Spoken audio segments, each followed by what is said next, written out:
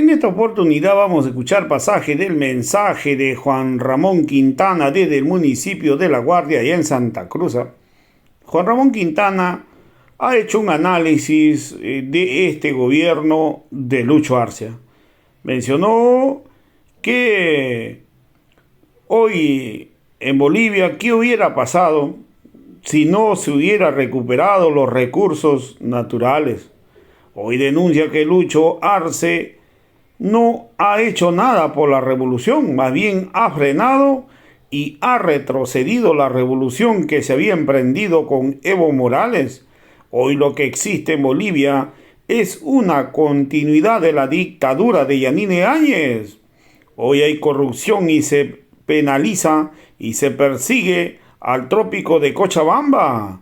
También denunció que hoy son los hijos quienes toman las decisiones en Bolivia. Hoy vamos a escuchar pasajes de este mensaje del analista y politólogo Juan Ramón Quintana. Y uno tiene que aprender de eso. Los jóvenes tienen que aprender de eso. Hay muchos jóvenes que quieren llegar a la revolución en ascensor o en teleférico o en helicóptero. No, compañeros. A la revolución se llega peleando, se llega cruzando charcos, se llega, compañeros, peleando, se llega derramando sangre, lamentablemente. A las revoluciones se llega por los caminos más insólitos, pero nunca, ninguna revolución es posible si no se hace con esfuerzo, con dedicación, con mística, con perseverancia, con amor.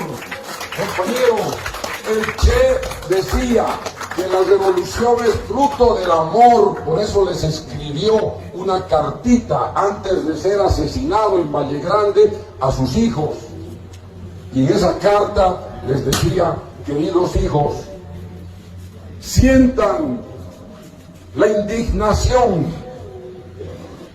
de cualquier injusticia en cualquier lugar del mundo, porque la vida no es un menú para elegir el plato a la carta. No es así, compañeros. La vida es complicada. Y qué mejor para un revolucionario que sea más complicada, porque esa revolución va a ser más sabrosa al final del día. Ese es el mensaje para los jóvenes. ¿Qué hubiera pasado si no se hubiera peleado durante la década del 90? Si los compañeros cocaleros, las 5 o 6 federaciones, si no se hubieran propuesto recuperar la soberanía y los recursos naturales. ¿Qué hubiera pasado si no se hubiera producido la guerra del agua, la guerra por el gas? ¿Qué hubiera pasado si las organizaciones sociales no tuvieran la conciencia de recuperar la soberanía sobre los recursos naturales? Hoy día no estaríamos aquí, compañeros. Hoy día seguramente seríamos peones de los peones de un sistema capitalista en este país, aplastando a los peones de los peones, sin voz, sin representación política, sin capacidad de interpelación, ocupados militar y políticamente desde el extranjero, con un sistema político títere. Hoy día no estaríamos acá reflexionando sobre esto. Y hoy estamos acá porque hubieron hombres y mujeres de distintas organizaciones sociales que hicieron posible este momento, esta circunstancia. Entonces, el primer ejercicio, compañeros, el primer ejercicio político que uno tiene que hacer es cultivar la memoria del pasado. El pasado es la fuente más rica más potente, más poderosa para emprender el camino de la revolución, de cualquier revolución inclusive. Pero yo me refiero a las revoluciones emancipadoras. Entonces, si nosotros no cultivamos, no nos esforzamos por comprender el pasado, por entender la conducta de determinados sujetos, por ver la participación de las organizaciones en el pasado, si nosotros no entendemos por qué se alzaron en armas, por qué pactaron, por qué fueron descuartizados, etcétera, etcétera, ¿cómo vamos a explicarnos este futuro? Y peor, ¿cómo vamos a tratar de construir un futuro mejor? ¿Cómo vamos a explicarnos este presente? ¿Ah? Entonces, compañeros, más que los cursos inclusive de formación política, el ejercicio de pensar, el ejercicio de comunión con la historia, con el pasado, es el mejor ejercicio para que se despierte ese espíritu que el Che Guevara quería despertar en sus hijos, el espíritu de la indignación.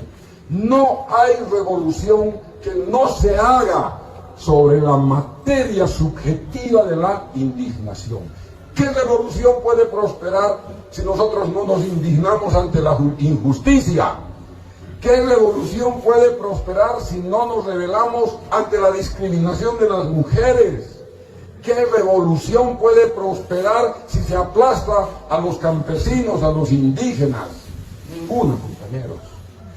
La indignación es la materia prima que forja el espíritu de la revolución. No hay revolución con liwiliwis, compañeros, eso entiéndanlo.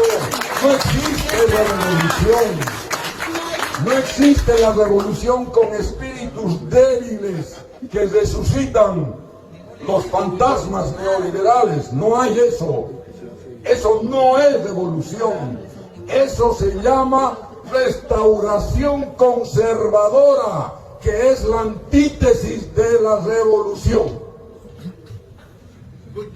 Compañeros y compañeras, y lo que estamos viviendo hoy en Bolivia con este régimen de Luis Arce y David Choquehuanca es un proceso de restauración conservadora, compañeros, no de revolución.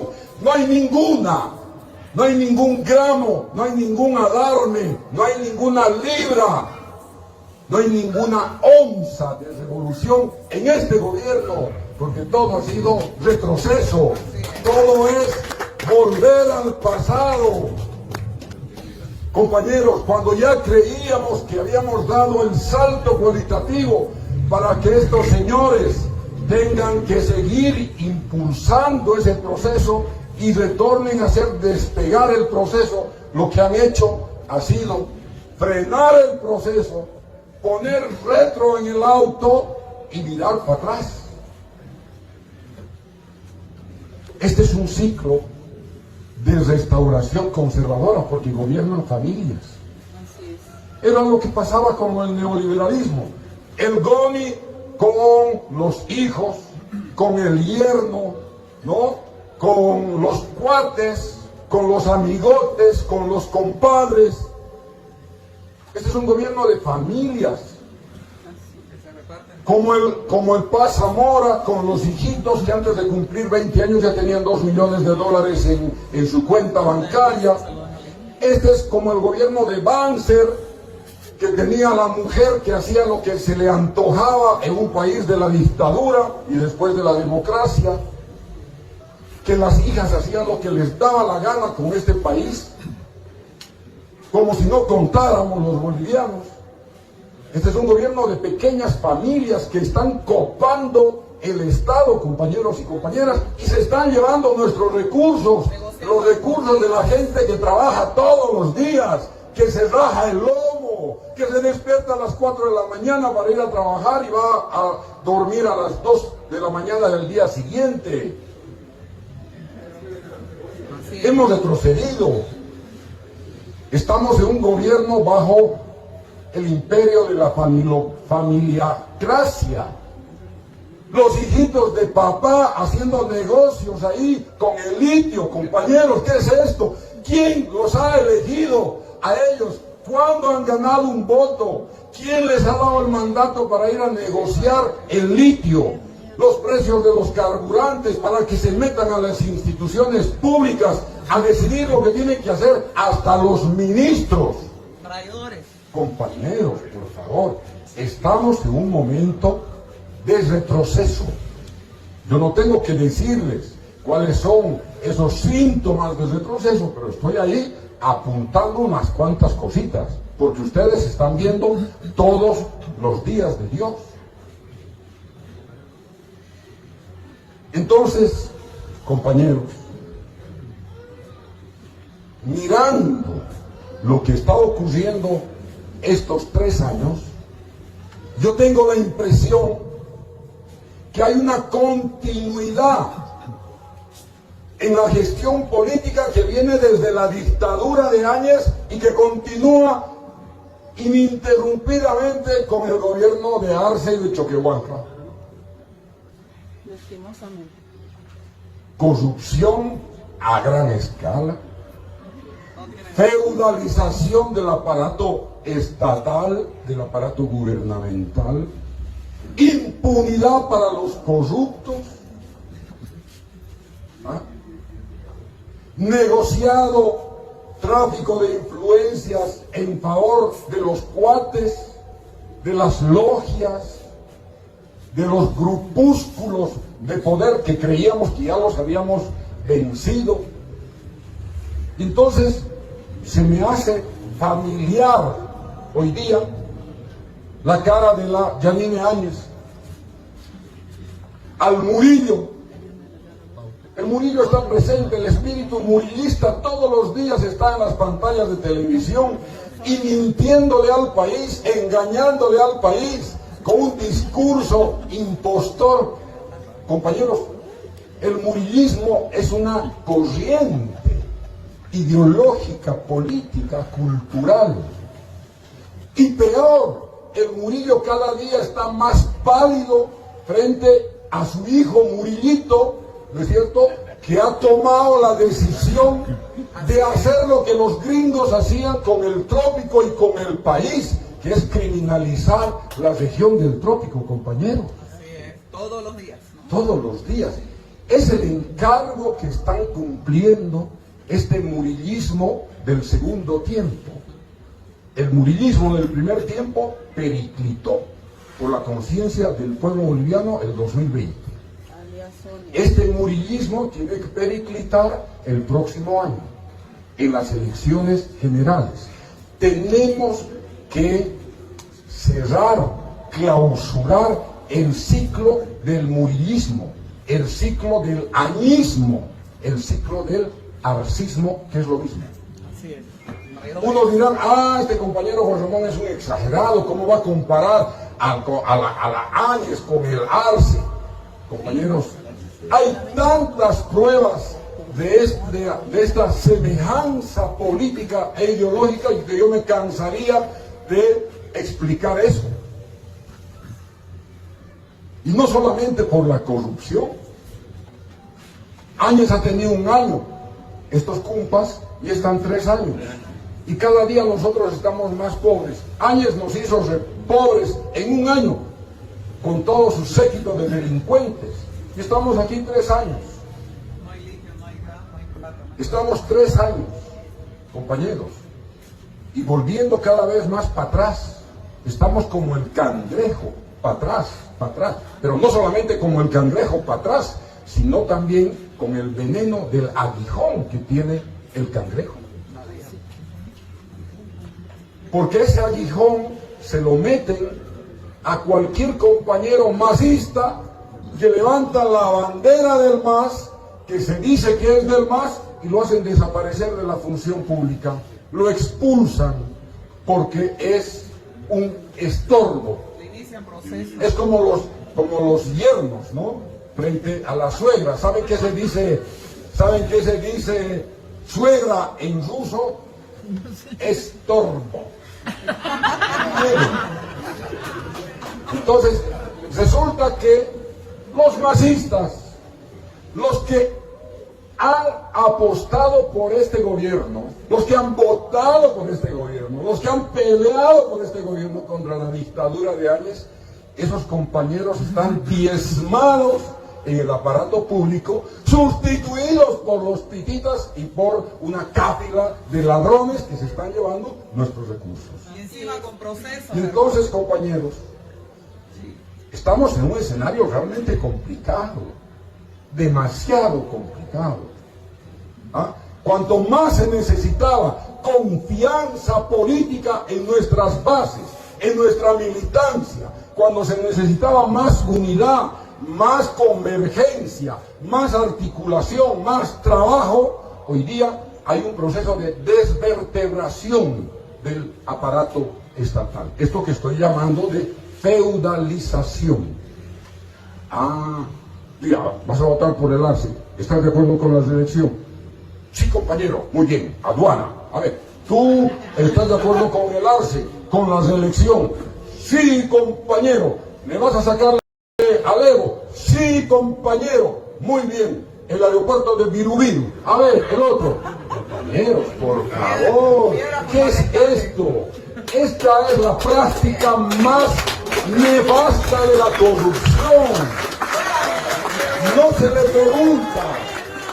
le pregunta al compañero cuál ha sido tu campo de batalla, cuál ha sido tu trinchera, cuántas heridas tienes, cuántas cicatrices llevas en el cuerpo, cuál es tu discurso político para derrotar a la derecha. Desapareció. Desaparecieron las cicatrices del combate. Desapareció del escenario político el discurso ideológico, los valores morales.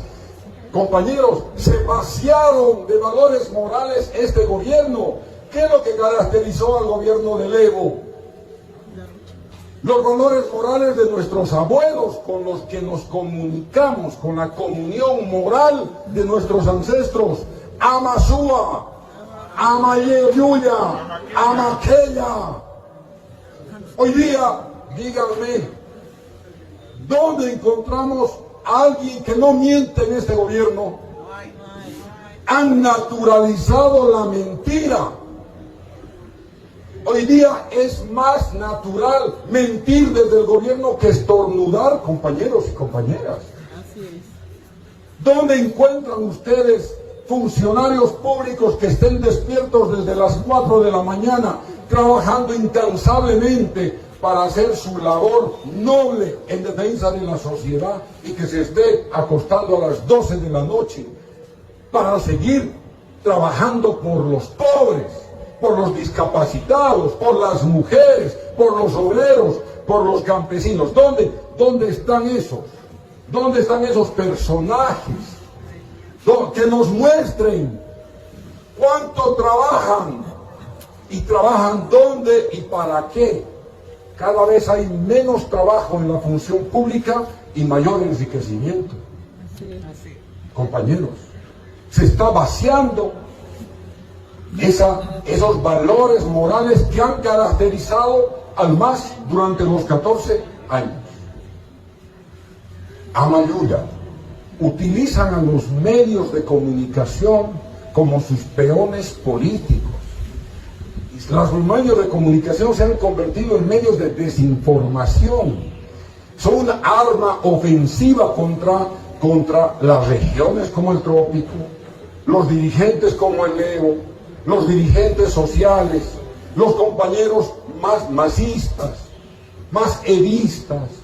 Los medios, no todos los medios, pero algunos medios lo hacen con tal entusiasmo que reciben millones de dólares para criminalizar al compañero Evo. Un medio de comunicación, te voy a dar pauta. ¿Cuántos millones quieres? 3. Ya, te voy a dar 5 si hablas mal contra el Evo. Entonces, 5. Pero 3 para vos, 2 para mí. Compañeros, aquí hay una práctica casi policial respecto al uso de los recursos públicos y prácticas extorsivas. ¿Cómo hacen los policías cuando hacen sus volteos?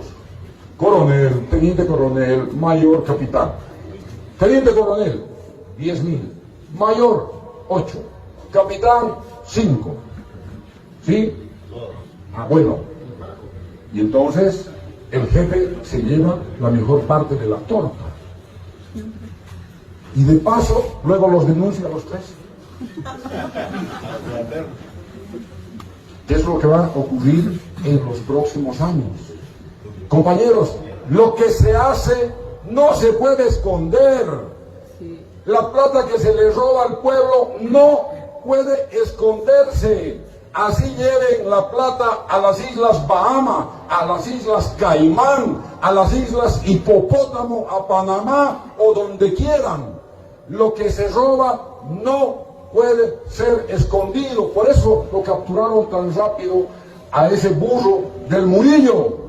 Después de hacer todas sus fechorías en este país, a la semana lo pillan en Estados Unidos. Pero no crean que lo pillan en Estados Unidos porque los gringos son honestos. No, compañeros, hay otras razones ahí. Y entonces algunos del gobierno creen que la platita que están sacando de distintos lados, creen que se va a lavar, creen que se va a esconder. No, la plata deja huellas, compañeros. La plata tiene huellas digitales. Hay que seguir la huella de la plata. Y van a ver en los próximos años los escándalos gigantescos que se van a descubrir de lo que ha ocurrido estos 3 años. En nuestras narices, compañeros, el caso de ABC. En nuestras narices se le da impunidad a quienes se han robado la plata, ¿no es cierto?, de ABC. Imagínense, de Caminos, en negocio con empresas chinas. Se llevan 14 millones de bolivianos. El gran escándalo denunciado por los compañeros del MAS. Se descubre quiénes son y aparecen los 14 millones de bolivianos. Y entonces se extingue la causa y no hay culpables. No, hay rotación de funcionarios. Es como en la policía.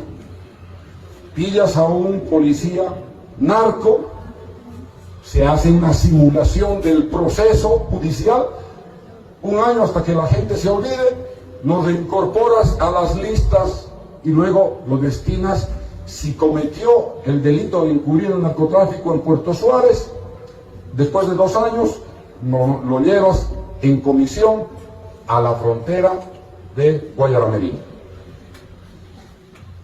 Es lo que hace, es un enroque mafioso. ¿Ah? Lo que está ocurriendo. Bueno, entonces hay un vaciamiento de estos valores que sostienen ¿a quién? Al instrumento político, al MAS, a Masúa, a Mayuya, a Maquilla. Pero no solamente, fíjense, se está vaciando el contenido de la fuerza moral de un proyecto revolucionario. Se está desnaturalizando. Y por eso, ¿qué dice la derecha? Estos masistas son unos ladrones. Estos masistas hacen trampa. Hay que deshacerse de los masistas. Compañeros, nuestra campaña consiste en esclarecer ante el pueblo boliviano y el mundo que el MAS no es gobierno por ningún lado. No es gobierno. No estamos en el gobierno. Porque el MAS, si estuviera en el gobierno, no había tanto flojo, tanto ladrón, tanto traidor, tanto mentiroso, compañeros y compañeras. Tendríamos otras circunstancias, estaríamos viviendo en otro momento. Hoy día estamos viviendo el momento de la restauración conservadora. Oiga, ¿cómo vamos a gastar 170 millones de bolivianos para comprarle gases a la policía, para comprarle escudos, para comprarle escopetas? ¿La policía va a ir a la guerra con Chile? ¿La policía va a ir a la guerra con el Brasil, con el Paraguay? 170 millones le digamos a los golpistas, al aparato más sofisticado de la corrupción que existe en este país, y todavía todos los días se hace propaganda política en favor de la policía, cuando lo primero que se tiene que hacer es una profunda reforma de esta institución que está corroyendo las bases morales del país. Y esto que estoy diciendo, acuérdense, esto que estoy diciendo sobre la policía, seguro el Ministerio de Gobierno va a mostrar como videíto para decir, miren, el Quintana está hablando mal contra la policía, contra ustedes, que son el santuario de la moral de este país, de la honestidad, de la lucha contra el narcotráfico. Miren cómo Quintana es un enemigo de la policía. A ese extremo llegan estos sátrapas, compañeros y compañeras, lamentablemente. Están cambiando, miren, eran prácticas que nosotros habíamos creído que ya habíamos desterrado hace 20 años y de pronto está volviendo esas prácticas. El neoliberalismo tenía relaciones carnales con la policía corrupta y era un pacto de reciprocidad. Se permitía a la policía hacer lo que se antojara mientras los neoliberales hacían sus negocios del saqueo del país. Y todo en comunión, silencio, impunidad, protección a la ilicitud. Ese era el pacto. Y hoy día volvemos a lo mismo. ¿Dónde están los que han asesinado a los compañeros en Sencata y en Sacaba? ¿Dónde están esos policías? Están libres, están por la calle, están ejerciendo funciones públicas en el gobierno. Mire, de paso, esa misma policía que nos dio el golpe de Estado en 2019 es la que lo protege en la Casa Grande del Pueblo al arcismo. ¿Qué protege? Protege el Estado de Derecho, protege la democracia, protege la seguridad. Pregúntense por qué está ahí la policía, compañeros. ¿Por qué se tiene que dar tanta plata a la policía? Ese material, antimotines, de gases, chalecos, ¿dónde va a ir? Va a ir contra el cuerpo de los jóvenes. Nos van a cegar los ojos como en Chile, como en el Perú o como Colombia. ¿Ah? Cuando más bien podían hacer otros planes para la policía, una reforma profunda con 170 millones de bolivianos, estudiar a fondo qué está pasando con la policía, que en lugar de proteger la seguridad pública, está atentando contra la moral pública.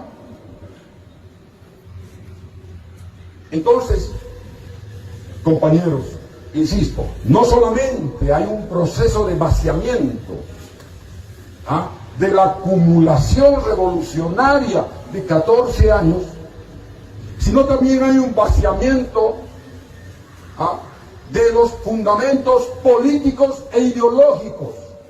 Ustedes lo han escuchado en algún momento, en algún discurso al gobierno. ¿Identifican ustedes algún ministro antiimperialista que se pelee con los gringos? ¿Ustedes alguna vez han escuchado al presidente Arce discernir, explicar cuál es la lucha contra el imperio?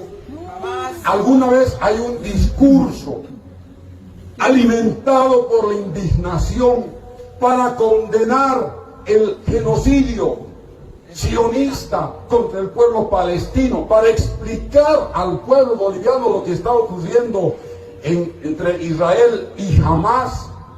¿Alguna vez el presidente se ha tomado media hora para explicar este fenómeno aberrante del genocidio? El silencio también forma parte de la complicidad de ese genocidio, compañeros.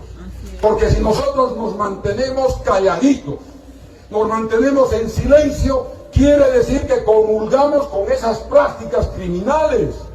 Una crisis brutal donde van a morir miles de personas de hambre, no tienen servicios básicos, no hay...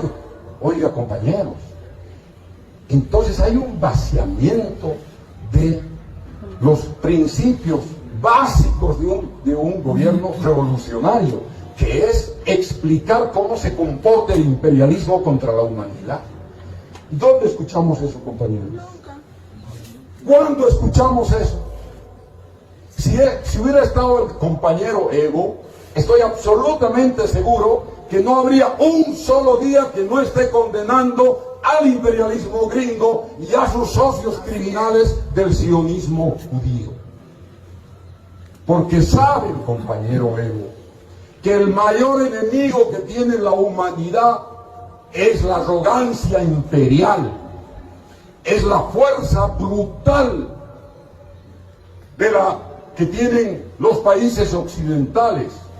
Nuestro enemigo principal es esta cultura de la guerra, la cultura de la muerte, la cultura de la destrucción, la cultura genocida, con la que hemos vivido 5 siglos, compañeros. ¿Y dónde está el discurso de la descolonización? ¿Dónde está el discurso antiimperial?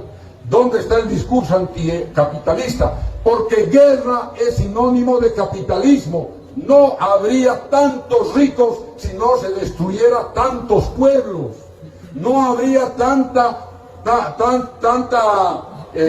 injusticia si no se matara tanta gente. Y el capitalismo es eso, voracidad. El capitalismo es eso, compulsión por la muerte. El capitalismo es el impulso a la guerra, a la violencia. ¿Qué es lo que está destruyendo? No solamente a la humanidad, está destruyendo el medio ambiente, los valores, los pueblos, se están saqueando los recursos naturales. Y compañeros, ¿quién nos explica eso todos los días? Si somos una revolución, lo mínimo que tenemos que tener es herramientas de análisis para entender que nuestra lucha, que esta lucha de los pueblos indígenas, campesinos, obreros, mujeres, jóvenes, es una lucha por la emancipación, por la dignidad de los pueblos, de los seres humanos, de la humanidad. Se ha dejado de lado, se ha cancelado, se ha sepultado esa capacidad de hacer entender a nuestros compañeros, y no necesariamente tienen que ser de izquierda. Lo mínimo que se necesita es que tengan, compañeros, un sentimiento humanitario, porque lo que está ocurriendo es la destrucción de la vida, la destrucción de la humanidad, la destrucción de un pueblo, de una cultura. Es lo que ha ocurrido 500 años contra nosotros, compañeros.